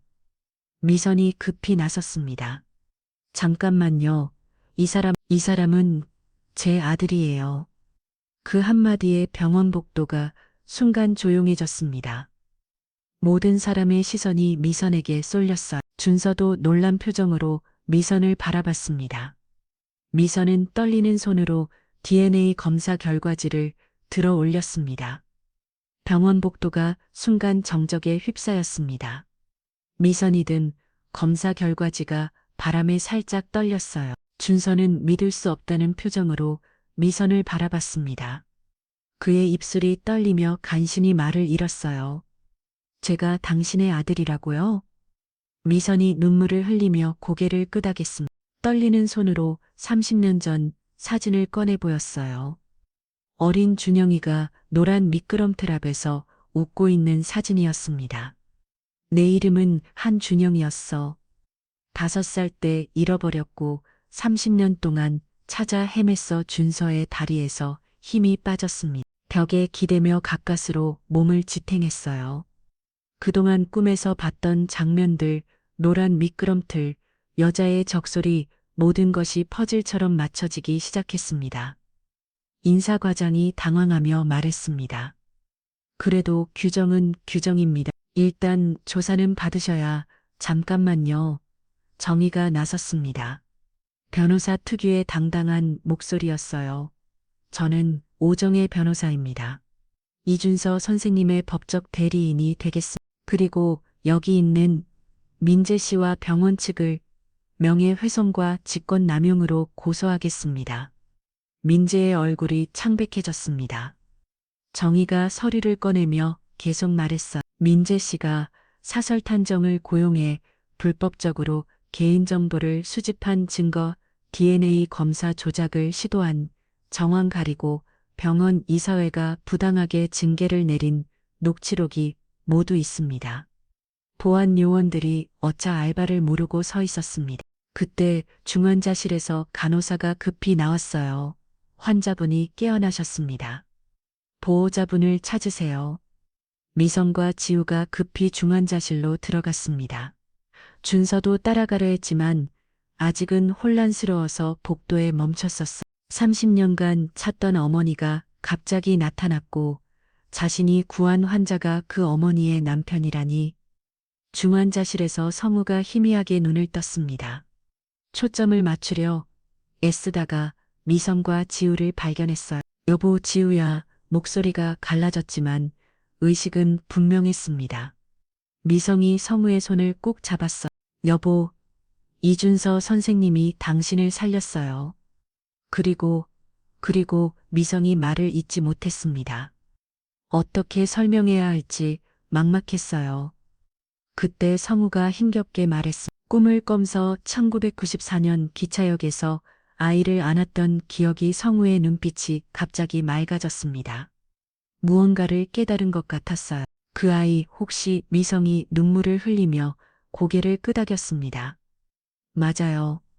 이준서 선생님이 우리 준영이에요. 당신이 30년 전에 구해준 그 아이가. 성우의 눈에서도 눈물이 흘렀습니다. 운명이 이렇게까지 신비로울 수가 있을까? 자신이 가장 힘들었던 날 구해준 아이가 이제 자신을 구해준 것이었습니다. 복도에서 준서는 최 원장과 통화하고 있었습니다. 보육권 시절의 기록을 확인하는 중이었어요. 네, 맞아요. 이준서 1994년. 최 원장의 목소리가 전화기 넘어뜨렸습니다. 준서야, 늘 궁금했지. 내 부모가 누구인지. 이제 찾았구나. 정말 다행이야. 준서는 전화를 끊고 깊은 한숨을 내쉬었습니다. 그때 지우가 다가왔어. 선생님, 아니, 오빠라고 불러도 될까요? 준서가 놀란 표정으로 지우를 바라봤습니다. 지우의 눈에는 진심이 담겨 있었어요. 갑자기 오빠가 생겼다니. 이상하지만 반가워요. 정말로. 준서의 눈가가 붉어졌습니다. 평생 혼자였던 그에게 갑자기 가족이 생긴 것이었어요. 한편 민재는 이사장실에서 어머니와 대치하고 있었습니다. 민재 어머니가 분노에 찬 목소리로 말했어요. 뭐 하는 거, 이렇게 될 줄 알았으면 처음부터 하지 말았어야지. 엄마 이제 그만해요. 저도 이제 깨달았어요. 제가 틀렸다는 걸. 민재의 목소리는 담담했습니다. 지우를 잃고 나서야 자신이 무엇을 놓쳤는지 알게 된 것이었어요. 검찰 조사 나가면 모든 걸 사실대로 말할 거예요. 엄마가 시킨 일이라고. 뭐라고? 너 지금 정신이 있는 거야? 민재는 대답 없이 이사장실을 나왔습니다. 복도에서 정희와 마주쳤어요. 정희가 차가운 눈빛으로 그를 바라봤습니다. 민재 씨 내일 검찰에 출두하셔야 합니다. 알겠습니다. 그리고 지우한테 전해주세요. 미안하다고. 민재가 쓸쓸히 병원을 떠났습니다. 그의 뒷모습은 한없이 초라해 보였어. 저녁 무렵 준서는 병원 옥상에 올라가 있었습니다. 노을이 지는 하늘을 바라보며 복잡한 심정을 정리하고 있었어요. 30년간 궁금했던 자신의 정체성이 한순간에 밝혀진 충격은 쉽게 가시지 않았습니다. 발자국 소리가 들렸습니다. 미선이 조심스럽게 다가왔어. 준서 옆에서 서 같은 하늘을 바라봤습니다. 미안해요. 엄마가 너무 늦었지? 미선의 목소리가 떨렸습니다. 준서는 한참을 침묵하다가 입을 열었어요. 왜 절 잃어버린 거예요? 그 질문에 미선의 가슴이 찢어지는 것 같았습니다. 30년간 스스로에게 수없이 던졌던 질문이었으니까요. 그날 내 아버지가 술에 취해서 널 데리고 나갔어. 사채업자들에게 쫓기던 중이었는데 기차역 화장실에 널 숨겨두고 도망쳤대. 돌아왔을 땐 이미 미선이 말을 잇지 못했습니다. 준서는 고개를 떨구었어요. 그럼 아버지는 강태민이라는 사람이야. 지금은 요양원에서 치매로 투병 중이래. 이미 모든 기억을 잃었대. 준서는 복잡한 표정을 지었습니다. 원망해야 할 사람조차 이미 심판을 받은 것 같았어요. 성우 아저씨가, 아니 아버님이 절 구해주신 거군요. 그래, 그날이 성우 씨 첫 부인의 길이었대. 가장 슬픈 날에 널 구한 거야. 그리고 30년 후에 내가 그분을 구했고, 두 사람은 한참을 말없이 서 있었습니다. 저녁 바람이 불어와 머리카락을 흩날렸어요. 시간이 필요해요.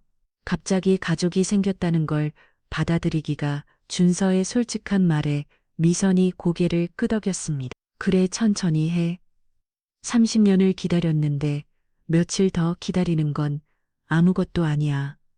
그때 지우가 옥상으로 올라왔습니다. 엄마, 오빠, 아빠가 일반 병실로 옮겨졌대요. 의식도 완전히 돌아왔고요. 세 사람은 함께 병실로 내려갔습니다. 성우는 침대에 반쯤 기대한 자 있었어요. 준서를 보자 미소를 지었습니다. 이 준서 선생님, 아니, 이제 뭐라고 불러야 하나? 편하신 대로 부르세요. 준서가 어색하게 웃었습니다. 성우가 손을 내밀었어. 준서가 그 손을 잡자 성우가 꽉 쥐었습니다. 고마워. 두 번이나 인연이 되어져서 그 순간 준서의 눈에서 눈물이 흘렀습니다. 평생 외로웠던 그에게 처음으로 아버지라고 부를 수 있는 사람이 생긴 것이었어요. 병실로 문이 열리고 정희가 들어왔습니다. 표정이 밝았어요. 좋은 소식이 있어요. 병원 이사회에서 민재 어머니가 이사직에서 해임됐대. 그리고 준서 선생님의 정직도 취소됐고요. 모두가 안도의 한숨을 쉬었습니다. 정희가 계속 말했어. 검찰에서 민재 씨와 병원 이사진을 조사한대요. 불법 정보 수집과 직권 남용 혐의로요. 민재 씨는 이미 자백했다고 하네요. 지우의 표정이 복잡해졌습니다. 한때 사랑했던 사람이었으니까요. 하지만 이제는 끝난 일이었습니다. 그리고 또 하나 태민 씨 소식이 있어요. 미선이 긴장했습니다. 정희가 조심스럽게 말을 이었어요. 오늘 오후에 잠시 의식이 돌아왔대요. 그리고 준영이 이름을 불렀다고. 준서가 놀란 별점을 지었습니다. 자신을 버린 아버지가 마지막 순간에 자신을 기억한다니. 만나보실래요? 아직 요양원에 계신데요. 준서는 고민했습니다. 원망스럽기도 하고 궁금하기도 했어요. 미선이 조심스럽게 말했습니다. 강요는 안 할게. 내가 결정해 준서는 깊은 숨을 들이쉬고 고개를 끄덕였습니다. 가볼게요. 한 번은 만나야 할 것 같아. 다음 날 아침 준서는 미선과 함께 요양원으로 향했습니다. 차 안에서 두 사람은 말이 없었어요. 각자의 생각에 잠겨 있었죠. 요양원에 도착하니 간호사가 안내했습니다. 오늘은 상태가 좋으세요. 의식도 비교적 맑고요. 병실 문 앞에서 준서는 잠시 멈춰섰습니다. 문을 열자 창백한 노인이 침대에 누워 있었어요. 강태민이었습니다. 한때 전국원장했을 그가 이제는 뼈만 항상 한 모습이었죠. 태민이 준서를 보자 눈이 커졌습니다. 떨리는 손을 뻗었어요. 준영아, 정말 내가 맞니? 준서는 침대 옆에 앉았습니다. 복잡한 감정이 밀려왔어요. 네, 저예요. 태민의 눈에서 눈물이 흘렀습니다. 미안하다. 정말 미안하다. 그날 아빠가 잘못했어. 준서는 아무 말도 하지 못했습니다. 30년간 듣고 싶었던 사과였지만 막상 들으니 공허했어요. 용서는 아직 못하겠어요. 하지만 원망도 안 해요. 그저 각자의 길을 가는 거죠. 준서가 일어섰습니다. 태민이 간절히 손을 뻗었지만 준서는 돌아보지 않고 나갔어요. 미선이 따라 나왔습니다. 괜찮아요? 네, 괜찮아요. 이제 정말 끝난 것 같아. 과거가 일주일 후 성우는 퇴원을 준비하고 있었습니다. 병실은 축하 꽃다발로 가득했어요. 준서가 회진을 왔습니다. 이제는 정직이 풀려 다시 하얀 가운을 입고 있었죠. 아버님. 오늘 퇴원 축하드립니다. 준서가 자연스럽게 아버님이라고 부르자 성우의 얼굴에 미소가 번졌습니다. 지난 일주일 동안 서로를 알아가며 진정한 가족이 되어가고 있었어요. 준서야, 아니, 이제 준영이라고 불러야 하나. 준서로 불러주세요. 30년간 이 이름으로 살았으니까요. 미선이 짐을 정리하며 흐뭇하게 두 사람을 바라봤습니다. 지우도 밝은 표정으로 아버지를 부축했어요. 아빠, 이제 집에 가요. 엄마가 미역국 끓여놨대요. 오빠도 같이 가. 우리 가족 첫 식사인데 지우의 말에 준서가 잠시 망설였습니다. 아직도 가족이라는 단어가 어색했어요. 하지만 따뜻한 그들의 눈빛을 보며 고개를 끄덕였습니다. 집으로 가는 차 안에서 성우가 이야기를 꺼냈습니다. 준서야, 그날 기차역에서 널 발견했을 때가 생각나. 작은 아이가 혼자 울고 있었는데 그 모습이 너무 가슴 아팠어. 준서가 조용히 들었습니다. 성우가 계속 말했어요. 그날은 내 첫 아내가 세상을 떠난 날이었어. 병원에서 나와 정처 없이 걷다가 기차역에 갔는데 거기서 널 낳는 거야. 그래서 절 경찰에 데려다 주신 거군요. 그때 내가 내 손을 꼭 잡았어. 마치 놓으면 안 될 것처럼 그 작은 손이 아직도 기억나. 준서의 눈가가 촉촉해졌습니다. 기억은 없지만 마음 깊은 곳에서 무언가 따뜻한 것이 느껴졌어. 집에 도착하자 정성스럽게 차려진 밥상이 기다리고 있었습니다. 네 사람이 식탁에 둘러앉았어요. 미선이 준서의 밥그릇에 미역국을 떠주며 말했습니다. 늦었지만 생일상이야. 30년간 못 차려준 생일상. 준서는 뜨거운 국물을 한 숟가락 떠먹었습니다. 엄마의 손맛이라는 게 이런 걸까요? 눈물이 날 것 같았어요. 식사 중에 초인종이 울렸습니다. 지우가 나가보니 민재가 서 있었어요. 많이 수척해진 모습이었습니다. 지우야, 잠깐 얘기할 수 있을까? 지우는 잠시 망설이다가 현관 밖으로 나갔습니다. 민재가 봉투를 내밀었어요. 이거 너희 어머니께 드려. 내가 수집했던 자료들이야. 검찰 조사에서 제출한 건 말고 남은 거 혹시 도움이 될까 해서. 봉투 안에는 준서의 어린 시절 사진들과 기록들이 있었습니다. 민재가 불법적으로 수집했던 것이지만 이제는 소중한 추억의 조각들이었죠. 그리고 정말 미안해. 내가 너무 어리석었어. 민재의 진심 어린 사과에 지우는 작게 고개를 끄덕였습니다. 이제 정말 끝이야, 민재 씨. 서로 좋은 사람 만나서 잘 살아요. 민재가 쓸쓸히 돌아섰습니다. 그의 어머니는 구속되었고 그도 집행유예를 받았어요. 모든 것을 잃었지만 오히려 마음은 가벼워진 것 같았습니다. 집 안으로 돌아온 지우가 봉투를 내밀었습니다. 엄마 오빠 어릴 때 사진이래요. 미선이 떨리는 손으로 사진을 꺼냈습니다. 보육원에서 찍은 6살 준서의 사진이었어요. 밝게 웃고 있는 모습이 준영이와 똑같았습니다.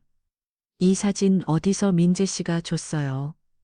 사과하면서 준서도 사진을 보며 놀랐습니다. 자신의 어린 시절 모습을 처음 보는 것이었어요. 그날 밤 준서는 처음으로 이 집에서 잠을 잤습니다. 미선이 준비해준 방에는 이미 그를 위한 물건들이 채워져 있었어요. 30년 동안 아들을 기다리며 조금씩 모아둔 것들이었. 침대에 누운 준서는 천장을 바라봤습니다. 평생 혼자였던 그에게 갑자기 가족이 생겼고 집이 생겼습니다. 극은 낯설지만 이상하게 마음이 편안했어요. 문득 어린 시절 꿈이 떠올랐습니다. 노란 미끄럼틀과 여자의 목소리. 이제는 알 수 있었어요. 그것이 엄마의 목소리였다는 것을, 그리고 자신을 부르던 그 목소리에는 사랑이 가득했다는 것을. 다음 날 아침 준서는 병원으로 출근했습니다. 동료들이 따뜻하게 맞아주었어요. 이제 모두가 그의 사연을 알고 있었죠. 준서야. 아니, 이제 부과장님이라고 불러야 하나, 동료가 장난스럽게 말했습니다. 병원에서 준서의 진급이 확정된 것이었어요. 실력과 인품을 인정받은 당연한 결과였습니다. 준서는 흰 가원을 입고 회진을 시작했습니다. 환자들을 돌보며 의사로서의 사명을 다하는 그의 모습은 당당했어요. 30년의 긴 여전 끝에 마침내 자신의 자리를 찾은 것이었습니다. 1년 후 2025년 5월 25일 준서가 실종되었던 바로 그날로부터 정확히 31년이 지난 날이었습니다. 미선은 아침 일찍 일어나 창밖을 바라봤어요. 맑은 하늘이 펼쳐져 있었습니다. 이제 더 이상 이날이 슬픈 날이 아니었죠. 거실로 나가니 준서가 이미 나와 있었습니다. 병원 출근 준비를 하면서 커피를 마시고 있었어요. 1년 사이에 그는 완전히 이 집의 일원이 되어 있었습니다. 일찍 일어났네. 오늘 수술이 있어. 미선이 물었습니다. 준서가 미소 지으며 대답했어요. 네, 오전에 큰 수술이 있어요. 그리고 오늘이 무슨 날인지 아시죠? 미선이 놀란 표정을 지었습니다. 준서가 기억하고 있다니. 오늘이 제가 가족을 되찾은 날이잖아요. 비록 30년이 걸렸지만 준서의 말에 미선의 눈가가 촉촉해졌습니다. 그때 성우와 지우도 거실로 나왔어. 다들 일찍 일어났네. 오늘 특별한 날이라서 그런가, 성우가 밝게 웃으며 말했습니다. 1년 전 수술 후 그는 완전히 건강을 회복했어요. 매일 아침 운동을 하며 건강 관리를 철저히 하고 있었죠. 아빠, 오늘 저녁에 다 같이 외식해요. 가족 기념일이잖아요. 지호가 제안했습니다. 그녀는 이제 새로운 회사에서 일하며 활기찬 일상을 보내고 있었어요. 민재와 헤어진 후 잠시 힘들어했지만 지금은 완전히 극복했습니다. 좋은 생각이야. 준서도 시간 되니 미 오늘은 일찍 끝낼게요. 네 사람은 함께 아침을 먹었습니다. 평범한 아침 식사였지만 그 평범함이 얼마나 소중한지 모두가 알고 있었어요. 병원에 도착한 준서는 수술 준비를 하며 과거를 떠올렸습니다. 1년 전 자신이 누구인지도 모른 채 살았던 시절이 이제는 아득하게 느껴졌어요. 이제 그는 이준서이면서 동시에 한준영이기도 했습니다. 두 정체성이 하나로 합쳐진 완전한 자신이었죠. 오후에 정희가 미선을 찾아왔습니다. 손에는 케이크 상자가 들려 있었어요. 축하해, 미선아. 오늘이 진짜 준영이 돌아온 날이잖아. 정희의 축하에 미선이 환하게 웃었어. 30년 동안 함께 아파하고 찾아 헤맨던 친구였기에 그 기분도 함께 나눌 수 있었어요. 고마워, 정희야. 내가 없었으면 나 찾았을 거야. 두 사람은 케이크를 먹으며 지난 2년을 돌아왔습니다. 민재는 집행유를 받고 지방으로 내려갔고 그의 어머니는 실행을 선고받았어요. 병원은 새로운 이사진으로 개편되었고 준서는 최연소 부과장이 되었습니다. 그런데 태민 씨는 어떻게 됐어? 정희가 조심스럽게 물었습니다. 미선의 표정이 잠시 어두워졌어요. 지난달에 세상을 떠났대 마지막까지 준영이 이름을 불렀다고 두 사람은 잠시 침묵했습니다. 비록 원망스러운 사람이었지만 이제는 모든 것이 끝났으니까요. 저녁이 네 사람은 한강이 보이는 레스토랑에 모였습니다. 석영이 아름답게 물들고 있었어요. 준서가 와인잔을 들며 말했습니다. 건배 제의를 하고 싶어요. 모두가 잔을 들었습니다. 준서의 목소리가 울렸어요. 운명이 우리를 갈라놓았지만 다시 운명이 우리를 만나게 했습니다. 이제 우리는 진짜 가족입니다. 앞으로도 영원히 내게 잔이 부딪히는 맑은 소리가 울렸습니다. 미선은 행복한 눈물을 흘렸어요. 성우가 아내 손을 꼭 잡았고 지우가 엄마를 안아주었습니다. 식사를 마치고 나오는 길 준서가 미선의 작은 선물을 내밀었습니다. 포장을 뜯어보니 액자에 넣은 사진이었어요. 네 사람이 함께 찍은 가족 사진이었습니다. 뒷면을 보세요. 미선이 액자를 뒤집자 준서의 글씨가 보였습니다. 30년을 기다려준 엄마에게 이제부터 영원히 함께 사랑하는 아들 준영이. 자, 준서가 미선은 더 이상 눈물을 참을 수 없었습니다. 성우와 지우도 함께 울었어. 그들은 한강 다리를 배경으로 서서 오랫동안 서로를 안고 있었습니다. 밤하늘에는 별이 반짝였습니다. 30년의 긴 여정이 끝나고 새로운 삶이 시작된 것이었어요. 운명은 때로 잔혹하지만 결국은 제자리를 찾아준다는 것을 그들은 알게 되었습니다. 집으로 돌아온 미선은 서재의 금고를 열었습니다. 30년간 보관했던 실종 파일을 꺼냈어요. 이제는 더 이상 필요 없는 것들이었죠. 대신 그 자리에 오늘 찍은 가족 사진을 넣었습니다. 이제 정말 끝이구나. 미선이 혼자 말처럼 중얼거렸습니다. 문득 창밖을 보니 보름달이 환하게 떠 있었어요. 마치 모든 것을 지켜보고 축복하는 것처럼 지금까지 한 가족의 드라마 같은 이야기를 들어주셔서 감사합니다. 이 가족에게 하고 싶은 이야기가 있거나 응원을 해주고 싶다면 댓글 달아주세요. 그럼 오늘도 건강한 하루 되시고 다음에도 좋은 이야기로 찾아오겠습니다. 인생은 드라마였습니다.